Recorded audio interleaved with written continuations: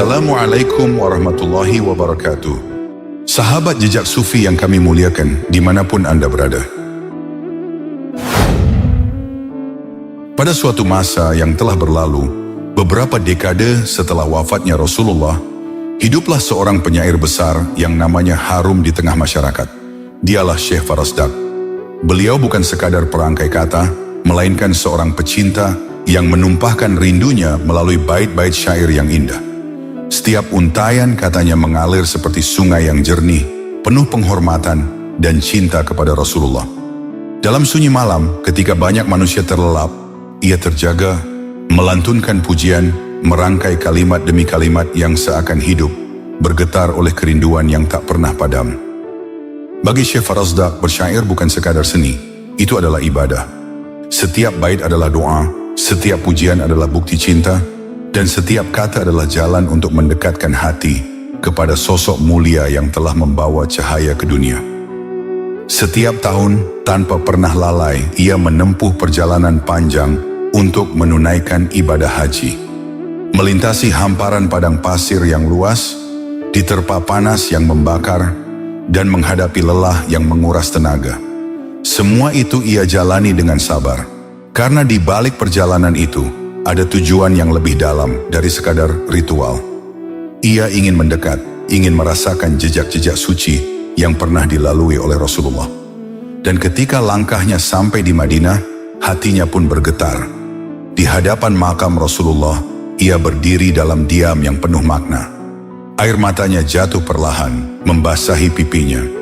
Di sanalah ia mencurahkan seluruh rasa rindunya. Rindu kepada sosok yang tak pernah ia jumpai, namun begitu dekat di hatinya. Bibirnya bergetar melantunkan salawat, sementara hatinya tenggelam dalam lautan cinta yang tak bertepi. Bagi Farazdak, ziarah itu bukan sekadar kunjungan. Itu adalah pertemuan jiwa antara seorang pecinta dengan yang dicintainya. Ia datang membawa rindu dan pulang dengan hati yang lebih hidup. Suatu ketika, di musim haji yang penuh berkah, Syekh Farazdak kembali menapakkan kakinya di tanah suci. Setelah menunaikan rangkaian ibadah, seperti kebiasaannya, ia melangkah menuju Madinah, kota yang selalu membuat hatinya bergetar oleh rindu. Di hadapan makam Rasulullah, ia berdiri dengan penuh khusyuk.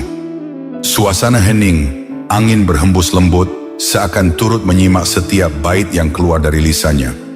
Dengan suara yang bergetar oleh cinta, ia melantunkan qasidah, syair pujian yang indah, penuh penghormatan, dan syarat kerinduan kepada Nabi yang mulia.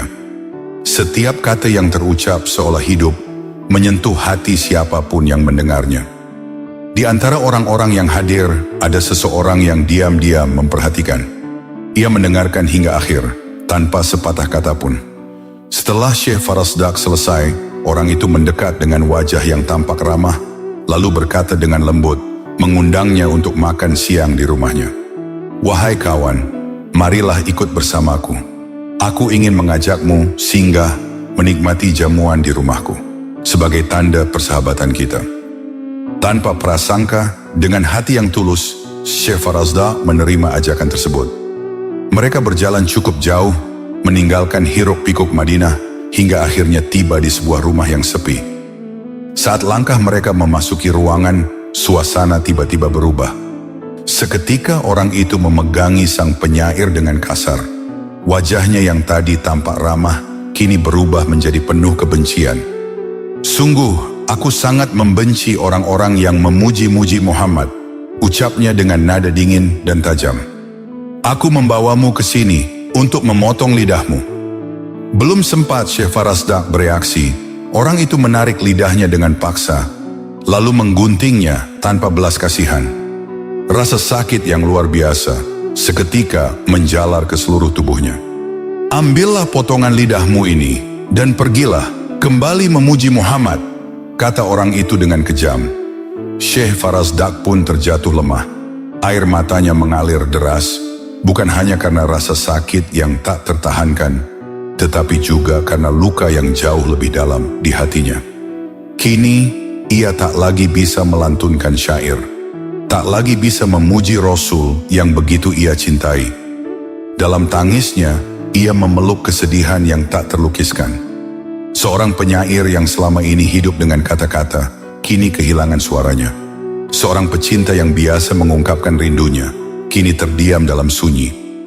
Dengan langkah tertatih dan hati yang hancur, Syekh Farasdak kembali menuju Madinah. Rasa sakit masih berdenyut di tubuhnya, namun luka di hatinya jauh lebih dalam. Luka karena ia merasa tak lagi mampu memuji sosok yang paling ia cintai. Sesampainya di hadapan makam Rasulullah, beliau jatuh bersimpuh. Air matanya mengalir tanpa henti, membasahi tanah yang penuh keberkahan.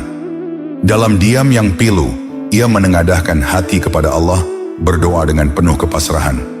Ya Allah, jika penghuni makam ini tidak menyukai pujian-pujian yang aku lantunkan untuknya, maka biarkanlah aku tak lagi mampu berbicara seumur hidupku. Karena aku tidak membutuhkan lidah ini, kecuali untuk memujimu dan memuji nabimu. Namun jika engkau dan nabimu ridho, maka kembalikanlah lidahku ini ke dalam mulutku, sebagaimana engkau menciptakannya dahulu. Doa itu meluncur dari relung jiwa yang paling dalam, penuh keikhlasan, penuh cinta, dan penuh penyerahan diri. Ia terus menangis, hingga kelelahan menjemputnya. Dalam tangisnya itu, ia pun tertidur. Dan di dalam tidurnya, terbukalah sebuah cahaya. Ia bermimpi berjumpa dengan Rasulullah. Wajah yang penuh kelembutan, cahaya yang menenangkan, dan kehadiran yang membuat hatinya bergetar haru. Rasulullah memandangnya dengan penuh kasih, lalu bersabda dengan suara yang menenangkan jiwa. Aku senang mendengar pujian-pujianmu, berikanlah potongan lidahmu. Dengan penuh harap dan gemetar, Farasdak menyerahkan potongan lidah itu. Lalu Rasulullah mengambilnya dengan lembut, dan mengembalikannya ke tempatnya semula. Seketika seolah cahaya menyatu dengan dirinya. Dan ketika ia terbangun, ia terperanjat. Lidahnya telah kembali seperti semula. Tidak ada luka, tidak ada cacat, seolah tak pernah terjadi apa-apa. Air mata pun kembali mengalir, namun kini bukan karena kesedihan, melainkan karena syukur yang tak terhingga. Hatinya dipenuhi kebahagiaan yang meluap, cintanya semakin membara, dan keyakinannya semakin kokoh. Sejak saat itu Syekh Farasdak kembali melantunkan syair-syairnya, bahkan dengan lebih dahsyat, lebih indah, dan lebih penuh makna. Setiap baitnya kini bukan hanya ungkapan cinta, tetapi juga kesaksian atas keajaiban, bahwa cinta yang tulus tak akan pernah sia-sia, dan bahwa siapa yang memuliakan Rasulullah dengan sepenuh hati, akan dimuliakan oleh Allah dengan cara yang tak terduga. Setahun pun berlalu. Seperti biasa ketika musim haji tiba, dengan hati yang penuh rindu, Syekh Farasdak kembali menapakkan kakinya di kota suci Mekah. Dan yang tak kalah penting, beliau juga mendatangi kota Madinah. Kota itu selalu terasa berbeda baginya. Setiap sudutnya mengandung kenangan, setiap hembusan anginnya membawa kesejukan yang menenangkan jiwa. Di hadapan makam Rasulullah, beliau kembali berdiri. Dengan suara yang kini telah Allah pulihkan, ia melantunkan pujian-pujian yang lebih indah, lebih dalam, dan lebih penuh cinta daripada sebelumnya. Setiap baitnya adalah ungkapan syukur, setiap nadanya adalah getaran kerinduan yang tak pernah padam. Di tengah lantunan itu, datanglah seorang pemuda gagah, berwajah cerah dan penuh keteduhan. Ia mendekat dengan sikap hormat, lalu mengajak Syekh Farasdak untuk makan siang di rumahnya. Wahai Tuan Syekh, sudilah kiranya engkau berkenan mampir ke rumahku. Izinkan aku memuliakanmu dengan hidangan yang sederhana, sebagai tanda hormat dari hatiku yang tulus. Sejenak, kenangan lama terbesit di benaknya. Peristiwa pahit tahun lalu masih teringat jelas, pengkhianatan, rasa sakit, dan luka yang hampir merenggut suaranya. Namun, dengan hati yang telah ditempa oleh keikhlasan, ia menerima ajakan tersebut. Mereka pun berjalan bersama, hingga tiba di sebuah rumah. Dan ketika Syekh Farasdak memandang tempat itu, hatinya kembali bergetar. Itu adalah rumah yang sama, rumah tempat lidahnya pernah digunting dengan kejam. Kemudian pemuda itu mempersilakannya masuk. Awalnya Syekh Farasdak enggan dan hendak menolaknya. Akan tetapi seolah ada bisikan kuat yang mendorongnya agar menuruti permintaan pemuda tersebut. Dengan langkah tenang, beliau pun melangkah ke dalam, hingga pandangannya tertuju pada sebuah kurungan besar dari besi. Di dalamnya terdapat seekor kera besar tampak beringas, matanya liar, tubuhnya penuh kegelisahan. Tentu saja hal itu membuat Syekh Farazdak tersentak kaget dan heran. Kenapa di daerah seperti ini, si pemuda malah memelihara kera besar yang ganas? Lalu pemuda itu berkata dengan suara yang berat, "Engkau melihat kera itu? Dia adalah ayahku, orang yang dahulu telah menggunting lidahmu. Keesokan harinya, Allah mengubahnya menjadi seperti itu." Kata-kata itu menggantung di udara, berat dan penuh makna, seakan menjadi pengingat akan firman Allah Subhanahu wa Ta'ala. Maka setelah mereka bersikap sombong terhadap apa yang dilarang, kami katakan kepada mereka, "Jadilah kalian kera yang hina." Quran Surat Al-A'raf ayat 166. Pemuda itu pun menunduk, lalu berkata lirih, "Jika ayahku tidak bisa sembuh, maka lebih baik Allah mematikannya saja." Mendengar itu, hati Syekh Farazdak tersentuh. Tidak ada lagi amarah, tidak ada lagi dendam. Yang tersisa hanyalah kelembutan hati yang telah ditempuh oleh ujian dan cinta. Ia menengadahkan tangan, lalu berdoa dengan tulus, "Ya Allah, aku telah memaafkan orang itu. Tidak ada lagi kebencian dalam hatiku kepadanya." Doa itu meluncur dengan penuh keikhlasan, dan seketika itu pula, atas kehendak Allah, kera itu terdiam, nafasnya terhenti. Lalu Allah mengembalikannya ke wujud manusia seperti semula, namun sudah dalam keadaan tak bernyawa. Suasana menjadi hening, penuh keagungan. Peristiwa itu menjadi pelajaran yang dalam, bahwa kezaliman akan berbuah penyesalan, dan bahwa ampunan serta keikhlasan memiliki kekuatan yang luar biasa.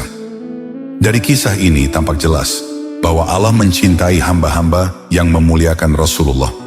Karena pujian kepada Nabi bukanlah sekadar kata-kata, ia lahir dari cinta.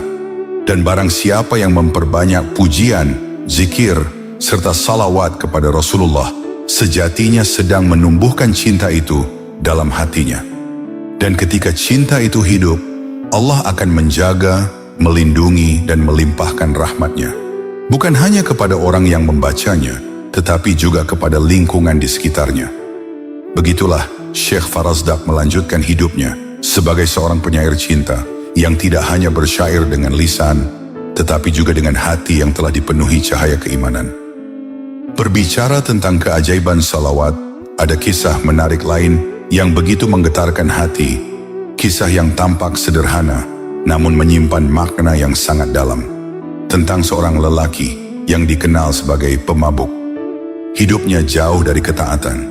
Hari-harinya dipenuhi dengan kelalaian, dan langkahnya sering tersesat dalam gelapnya dunia.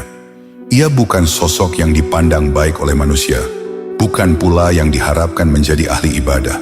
Namun takdir berkata lain. Di akhir hayatnya, lelaki itu justru menghembuskan napas terakhir dalam keadaan husnul khatimah. Sebuah akhir yang indah, yang mungkin tak pernah disangka oleh siapapun.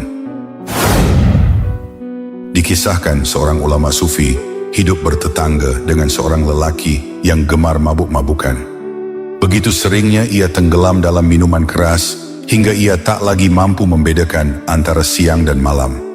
Hari-harinya berlalu dalam kelalaian, jauh dari kesadaran dan cahaya iman. Ulama sufi itu tak pernah lelah menasihatinya. Dengan penuh kelembutan, ia mengajak sang tetangga untuk bertaubat, untuk kembali kepada jalan yang lurus.